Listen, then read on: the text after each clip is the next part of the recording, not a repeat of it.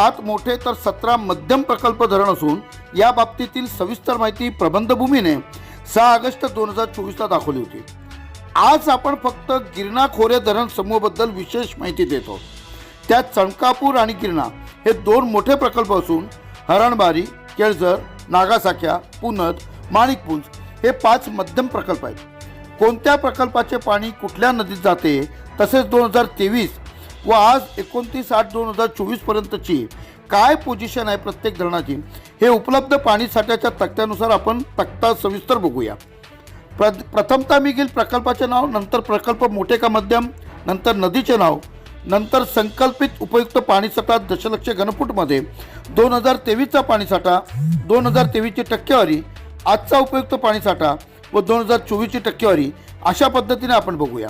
तर प्रथमतः घेऊया चणकापूर। हे मोठे धरण असून मोठे प्रकल्प असून या